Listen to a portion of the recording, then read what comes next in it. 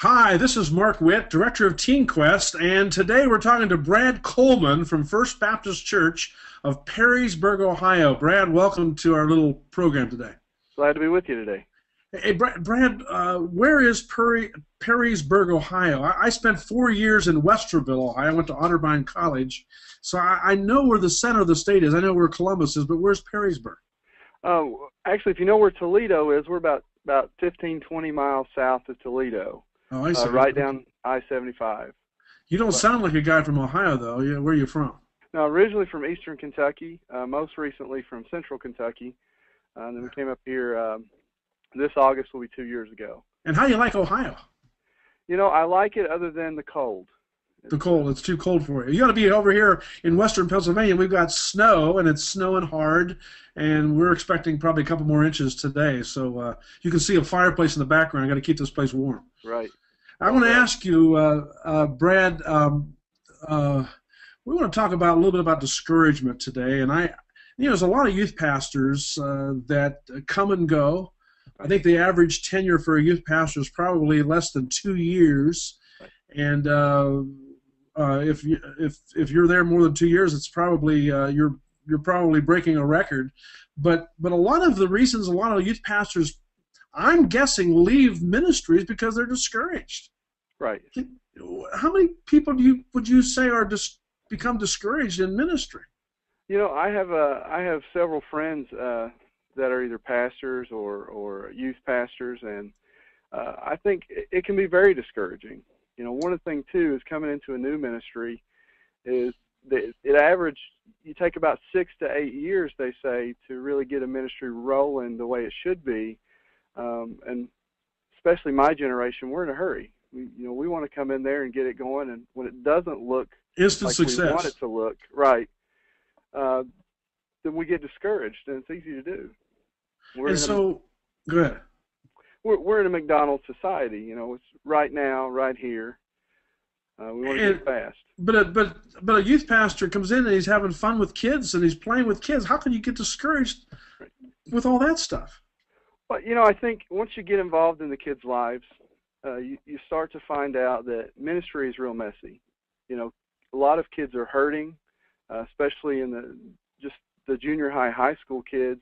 They're trying to find their place in this world. Their image and what everybody else thinks about them is so important. I see so many kids that compartmentalize their life. How long have you been there, Brad? We've been here about a year and a half. About a year and a half. Okay, so in the year and a half, you've seen a lot of changes take place in your ministry, and is there a lot of things that you're doing differently now than you did when you first came? We've tried a lot of different small little programs, and if they didn't work, we've just jumped to the next thing.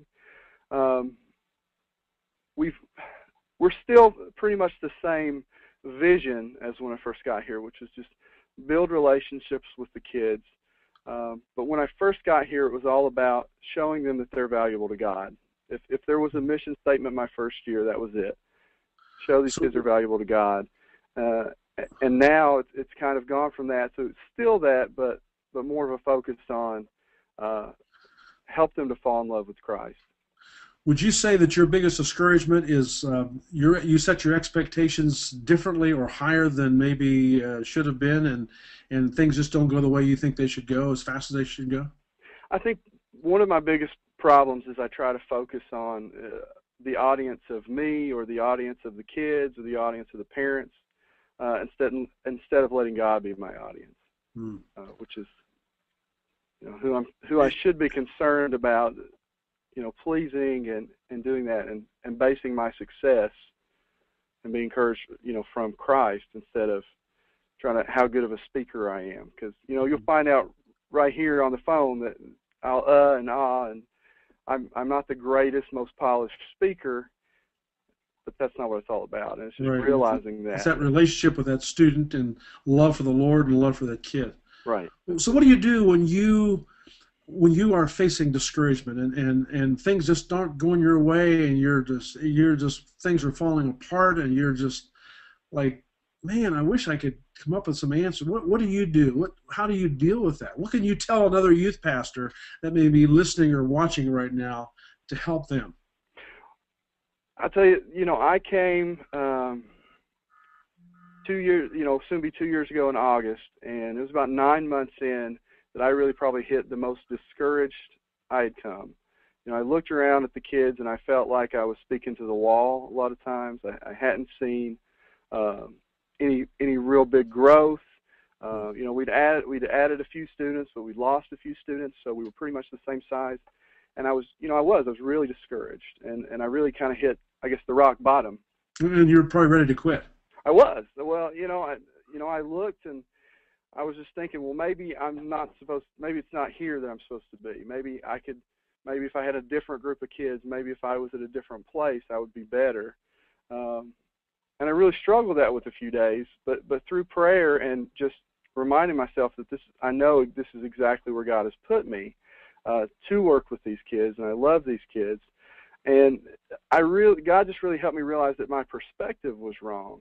Again, I was trying to grade how well I was doing by how many kids I had show up and I was looking for big growth instead of the small little things. And God kind of opened my eyes to that.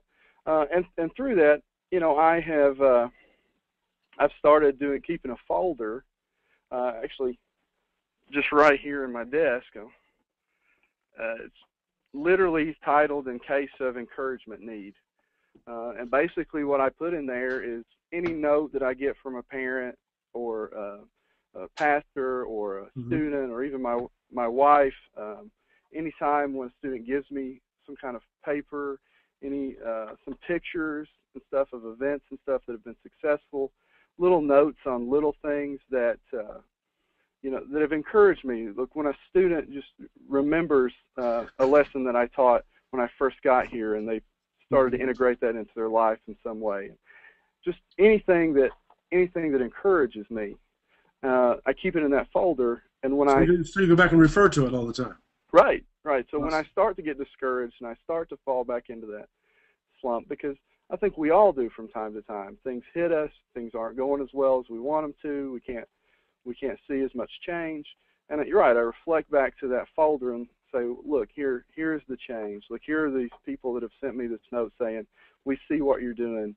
My child has been acting different at home because of some of the messages that you shared. And God just really helps me through that, through remembering those things.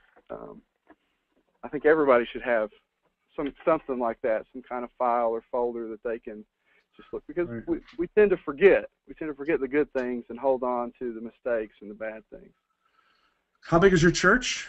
We run about 150. 150. So, and then how big is the youth group?